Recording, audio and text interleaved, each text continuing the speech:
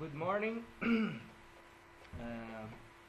as you know, I'm Ricardo, and I work for ICV, and I'm here to present some tools that we used during the process.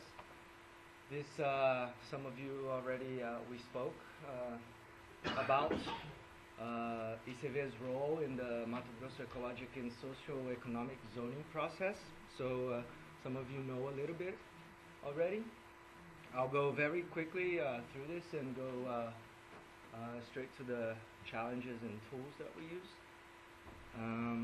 So yeah, this ICV's role in the process ended up with the public ministry civil action into stopping the whole process. And I'll show you how this happened. First, as I may have told you, there were 20 years of technical studies which were started by the executive power, state, the local province state power, what we call.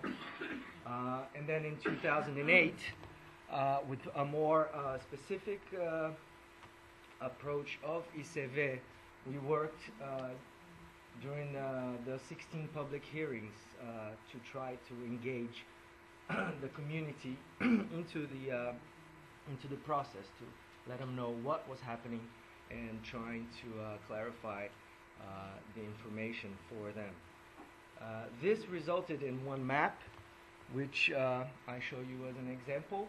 It followed a national methodology on how to create, how to come up and have a map. So there are many directives talking about the scale and the type of information that you bring about. And so this was a result from the technical studies and the 16 public hearings, which in our view reflected very well what would be an ideal zoning. So the zone 4.2.3 there would be a proposed conservation area, because the studies revealed high conservation, maybe some endemism or rare species. And there are many all the information about this zone that says why it should be a protected area. And what happened was that after this process from the executive power, it goes then to the legislative house for it to be voted and then taken to the governor to sanction. And they changed the whole map behind closed doors, like I've said a few times. And this is what came to be. So this all very cut map. There is no more conservation area. This is the same area that we saw before. Now it's all area that is consolidated for high developed agribusiness. So there were many differences, and part of ICV's role was to show these differences. And I could come back for more detail about to see these are proportions of each of the classes. The higher the class 1.1 means more technified agribusiness, agriculture, and on the last one, 3.2, would be the proposed protected areas.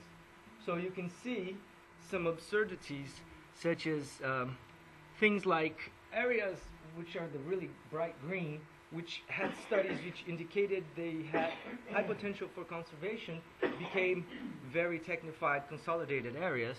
And in the same way, areas that were in the first study identified as already consolidated and proper for technified agriculture, they brought it for protected areas.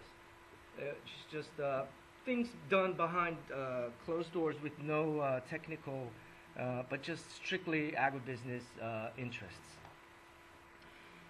And so, what happened? The continuation would be for it to go to the state governor, and he signed it. He sanctioned it on the 20th of April in 2011, and as it went to the National Zoning Commission, it also was contested by the public ministry, and We provided the technical studies, but at the same time it was annulled by the judge, so the judge was in favor of the action. It also was rejected in the National Zoning Commission, so it never went to the president for its presidential sanction. So that's the whole process, how it happened. We are at this point right now where the process has to start over, but there really is no indication of where it should start. If it starts from all of the technical studies, if we can use any of those technical studies, or if we just need to do some more hearings, and what we don't want is just to go back to the Legislative House and they would just do another crazy map like that. So what are the challenges? These maps, they show you that map shows the reality of the structure of the sizes of the properties, of the private properties. You see there's 6% of the whole state is protected area. 15% is indigenous land, so there's quite a lot of indigenous land. There's 48% already in the cadaster, and this is how the structure is right now. So you see that almost 90% of the properties have less than 10 square kilometers, and they only represent 15% of the area, as of if less than 10% of the properties represent more than 50% of the cadastered area. So this is just to show also how many agrarian reform settlements there are in Mato Grosso. Is one of the states with the most amount of settlements. So it's a big challenge to try to have all of these different types of land occupation into a sensible zoning. And our next steps and challenges on this process is to amicus curiae in the process, because we don't know yet if it's if the sentence of the judge will stand. So we are taking these precautionary measures. We're putting pressure to start the new PLUC again from start. You can see on this map, these are the regions where we in ICV have a focus action. So we are on some of these municipalities, we are doing a land cadaster by the sweeping method. I'll show you this. And trying to get better and up-to-date land use maps. That's very important for us. We are starting to use some grassroots mapping techniques. I'll also show you what that is. And of course, use the internet to deliver, not just to deliver, but also collect up-to-date information on social, ecological, and economic indicators. So in Alta Floresta, which is one municipality we have been working for quite a few, many years, it was on the blacklist of the ministry, so it wouldn't get any fundings, lots of economic boycotts, and so it's needed to show a reduction in the deforestation rates, and also to have more than 80% of its area passive for cadaster to be in the state cadaster. And so we did a work with the local government for mobilization, where we go into a whole community, and they're very small properties, and there's also the incentive from the project budget to pay for some of the costs involved in documentation. There's and also for the protocol of the documents, the documentation. And then there's the field collection, point data collection, and everything else is done in GIS. And then the last part would be to look at all of the environmental passive there is on each property, and come up with restoration projects. So the sweeping method was very effective in this case. As you can see, there are many little properties, and what we have today available for mapping for mapping the land use are medium-sized or high resolution, but also mostly medium resolution imagery, which would give us something like that, and it's not very accurate. It's not very, how do you say, adequate for mapping very small riparian forests. So, and also with high resolution imagery, the costs become very expensive, and we stumbled upon these guys from the public laboratory. That's their website, the public laboratory. And what they do is they sell these kits, these balloon kits, which they're very cheap, less than $100, and they provide with all of these different. There's lots of guides, but also the wheel, the gloves, all of the forms, how to make the ties, and to have a safe form of deploying a regular camera up to the sky, taking images from the top, and then bringing it back down and working it on the computer. And that really provides very accurate and very high resolution imagery at a very low cost. So it's something that we expect to have it arrive very soon, and as soon as there are the first real outputs, we are sure to be communicating them to everybody. So this concludes the Prezi. I could show you the platform we developed for the zoning, which would be in our website. So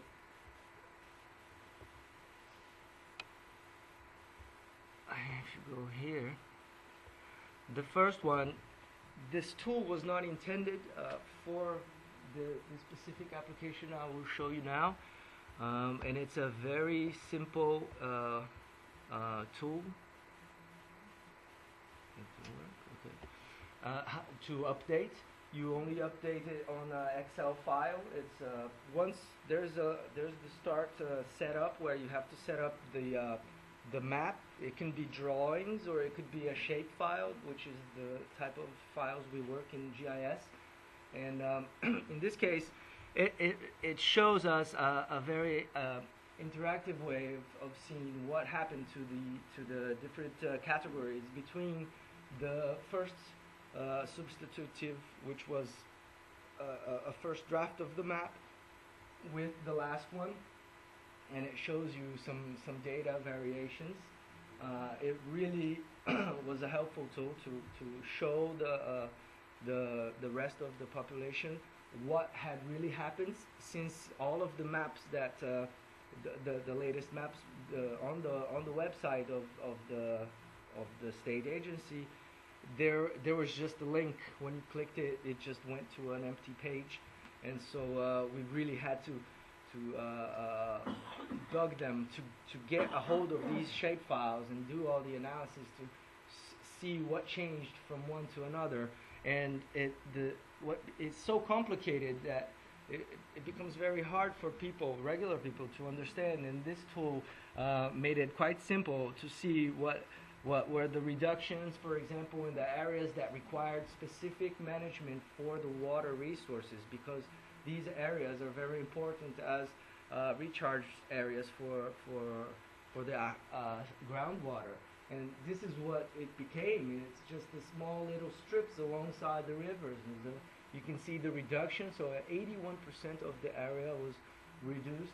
So it was a way to bring this information quite easily. The tool is actually intended for something more like this, where you have different indicators which can be updated each time. So something that, for example, in the 2011, something that won't change is the total area of the municipality. That won't change. But what you can do is have different categories, for example, and the deforestation. We have information on deforestation since 1997, and this tool will then provide you with the dynamics of this year by year to see how the evolution of this deforestation was. There are different ways to look at the information, so you can see on a graph to see the evolution of the deforestation on that period. You can choose different, you can choose to see how it has been gone, cumulative, etc. And this is all in an Excel file. Once you have it set up, all you have to do is just keep updating this information, and it's really simple.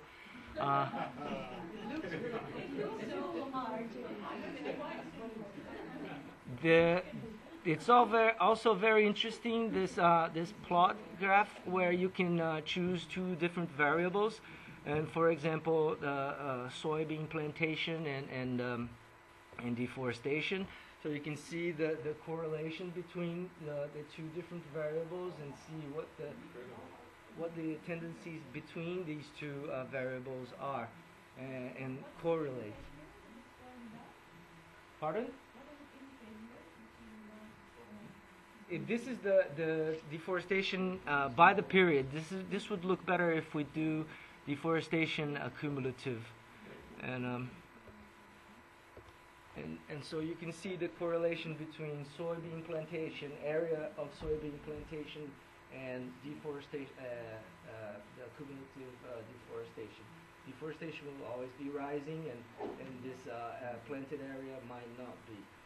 So you can have other information, and that's it. It's a very interesting tool to explore. You give the power to the people who want to do the analysis for themselves. All of the information is here, but the person who wants to know a specific about some municipality. So, for example, we can see that Sorriso has a very high planted area and also a very high deforestation. So it's probably more correlated than, for example, this municipality here, which is not as much planted area, but very high deforestation. So is this called Stack Planet?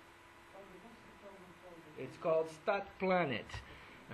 It works, like I said, it's very simple once you set it up. I'll show you here. No, it's a free. It's free. You go onto their website, statplanet. I don't know, Statplanet. Just Google it, and if you send an email to them and say it's for a non-profit organization or etc., he will give you the license. And if not, I had no problem with that. It was just very, very, very easy to get the license. And before you get the license, you can already download an example and start working with it. But if you do put it online, it will say that it's not registered yet. So that's just a little thing. He'll send you a little archive, and then it will stop. It will say it's registered for ICV. And so, for example, and I have made a few of these. It's really just an Excel, and so.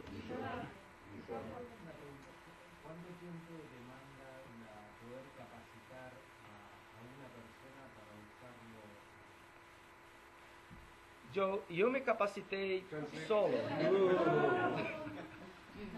How long does it take to get somebody to learn how to? And I learned it by myself within a week, just by reading the tutorials and just. What about a normal person? I think it's not very difficult, really. It's. No. 1 week. 1 week. I mean, there's tutorials on the internet. There's tutorials that they come with the pre-established, everything already pre-established for the world map with World Bank indicators. So if you go on their website and you download this little folder, and this is the little folder after you just get this this data here and put it on your website there, and have the link to this HTML file. It will then open on your website. So all you need to do is just have the content of the web folder.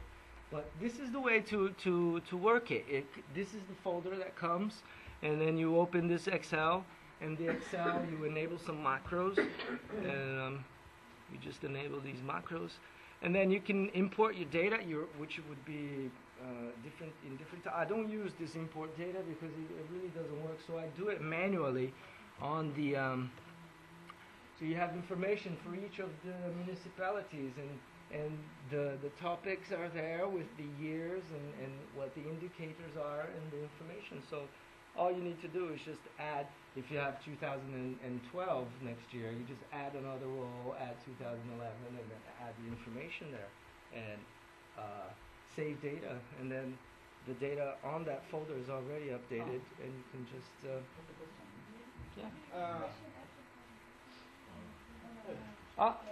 I'm pretty finished. Thank you. My comment, question is one. It's not as easy as you say. Meeting is very complicated. I relate it with the book I was reading in economics, written by Ricardo.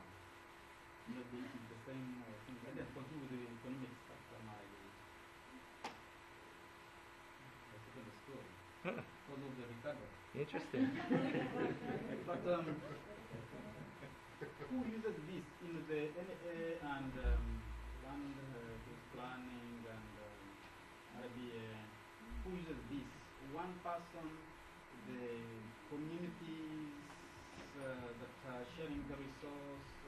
Who uses this tool? The website's the tool is available on our website, and we've noticed that some people have some difficulties with the tool to get it to understand how it works, and to see maybe they will need some help. So it's really a question of communication of who wants these information. There's a network of organizations in Mato Grosso which is called Formage, and they are very interested in this tool just for general dissemination of information, and it becomes very handy at the times where transparency is not very popular within the governmental structure. So one of our roles is to bring this information to the general public, and so we're thinking about just creating some video tutorials now of how to get a little bit of information, of the minimum of the information out of this, because for some people it might look a little bit too complex. Well, I always like to play around with these things. That's what the first thing we do is start pushing the button. Yeah. And I worked for some time, 10 years with a consultancy firm that started to develop this sort of model. And while you talk about these models, there's scientific institutions that build them, there's NGOs that build them. And the central question is, what do you do in order to make these models used by the people that they consider? Well, which is, I think, also a central question in your case, because in the end it was abuse, basically. So, again, here the communication question is very important. Do you invest relatively a lot of time in building models and making them as detailed as possible? And when do you start thinking about the communication that is necessary to make the model be used for the ends that you meant for it to be? It's not an organic thing that happens. And there's a lot of scientific institutions that struggle with the same problem, right? I have to say that in this case it was very organic. It was something that started for me. I stumbled upon this tool and I just thought, wow, this is good, and I started to me myself. And then once I had a little bit of knowledge on it, then the institution grabbed onto it, and We still have not done a proper communication campaign on the use of this because of all the busyness things, and we're still working. But it was very much used in the talks with the judges on the civil action. We brought this tool to the government as well. The environmental agency was interested in knowing how to work this. So there was interest, but at the same time there was not a communication effort strong enough to make this more headline, more to bring it out more. So it's there.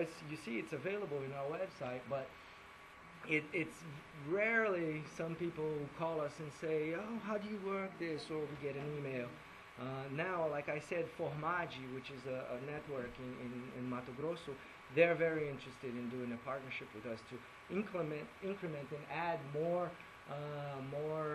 indicators, more categories in the indicators. And there are other little tools where you can create sub-regions, so for specific project areas, and you can have more detailed information. It's an incredible tool, very light and very easy to work.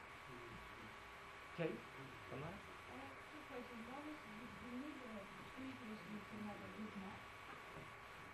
You have to put something in before you can put it down.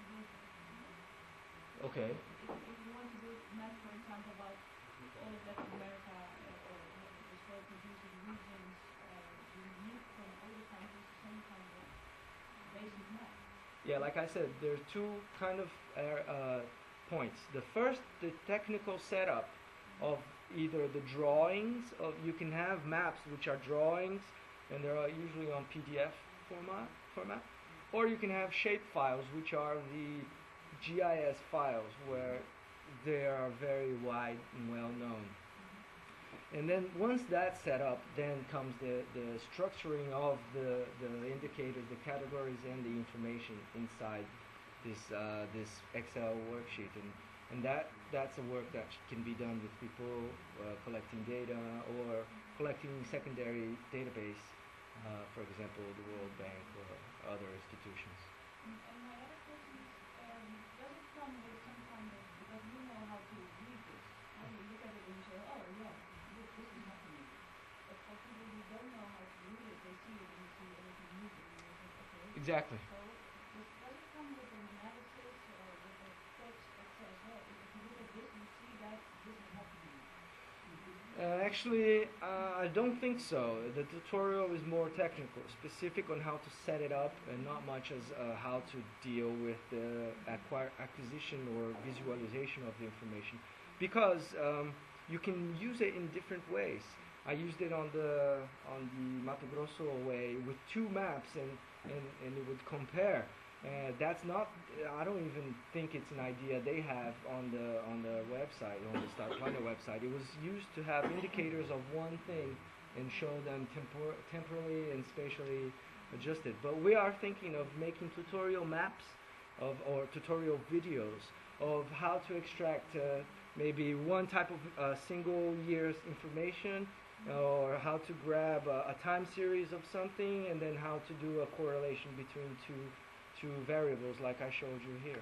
It would be something very simple. We would have it on our website, a very quick tutorial just to get you started, and then from then on the person can find themselves.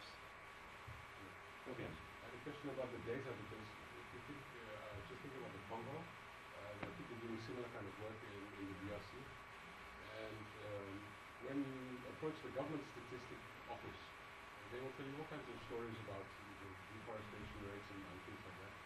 And so if you start filling in the map according to the data from the government, you'll get a very different picture to maybe what the universities are producing.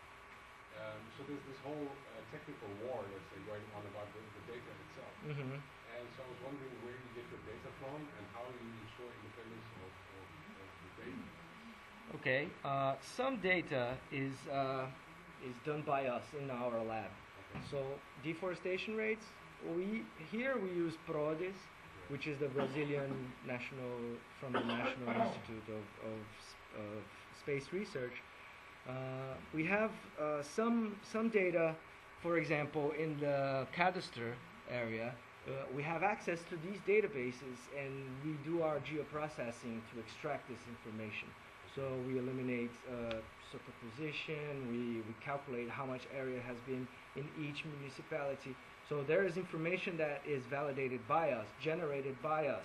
If it's something specific for a specific municipality, that we have satellite information and we have processed multi-temporal information on that, we will also put our information. But there's also information from IBGE, which is the Statistical Institute in Brazil, and yeah, so if you don't have a credible source of data, then it becomes questionable, but that's always going to be the case. You have a mix of sources and you try and validate wherever you can. Yes. We have 3 different independent sources for deforestation, for example. We have our own as well, whenever we can. For soy is very difficult. We are using statistics from the IBGE as well, which is not updated until the latest year, I think 2009 maybe. Sugarcane, there are different, you have to really look around and see who has this information that we want, and if it's not information, maybe if that's not available, maybe we will go for it if it's something that we feel it's important to have. How long did it take to get to the point where you can use it like the way you use it now? I mean, I get the sense that you have a room of hours just plugging in data and Well, it's not. Once you have it set up, for example, I've had this for I think a year now. So we've updated more than once, I would say. And once it's set up like it is now, all you have to do is just really update a new role and fill in with the information, and then just save it. I would say it would take 1 month for a person. For me, for example, I didn't know anything about this, and I stumbled upon it. I think I would say in 1 month or more, less than 2 months, I had it sort of figured out where the bugs were, and I'm a very how do you say, person who likes to press buttons and search around and see what happens if I do this, what happens if I do that. So, thank you. okay. Okay. Thank you very much. Thank you. Ricardo. Yeah, I have also one question. In the describing the different pieces of land that are under different uses, you showed one type of land as indigenous land. Yeah. I didn't understand that. What is the other? These are areas which are they are indigenous reserves. So it's an indigenous territory defined by law. And so by law, no one can go in there, no one can open. It's their land, and it's set aside by constitutional law. So all the really bright green areas, that's the Xingu National Park, or Indigenous Park, I would say, Parecis. So there are a lot. And as you can see, there are some conflict areas. There's areas here, for example, this green, dark green is a national park, and you have large properties which are more than 100 square kilometers inside the national park. So these kinds of conflicts we bring to our Stop Planet platform, so we can see during the evolution of the land cadastre where these areas are. Well, we've noticed that northwest region of Mato Grosso is very complicated. It's very far away from the government, and it's a really no man's land, and people will do many bad things there, and things like that happen. So it's indigenous lands. All right. So Yeah, I have a question about the land rights because the idea also of this land use planning is to, to define, often the land rights are not fully defined, is not really to define this here. I just understand that there are many different aspects in this.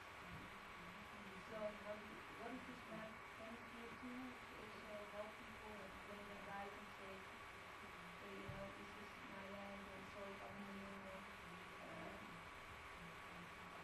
wouldn't say in Mato Grosso there's a lot of land dispute. There's land conflict of interests, of neighboring, because if you have a very large property like these black areas in the central here, they very soybean producing. You have also small, very small. I don't know if you can see because of the light. The little blue, the little blue properties. They're very small properties, and the blue are very small properties, less than 10 kilometers. Well, the Netherlands, that's quite big. Yeah, for this case, they're very small, and so there might be conflicts of interest, or people, the small farmers are kind of forced to have the same type of plantation next to and try to compete with the big ones. So that's the kind of thing. There's not a lot of land dispute between two types of large and small. What we do see is that kind of conflict of neighboring. Okay, how can this tool can be helpful for the local people? Other people or is it maybe a step too much? Well, no, this tool, no. But GIS, yes. For the locals, for more small detailed mapping, I showed you the grassroots mapping, which is the balloon, the sweeping, and the balloons. And that is to bring the more detailed land use maps of their region, so they can plan and have a better idea of their resources. That tool would help. Stadplanet is more helpful for the main general public and for specific target publics for specific issues, not for the small community who uses the Castanhal. Okay? Thank you.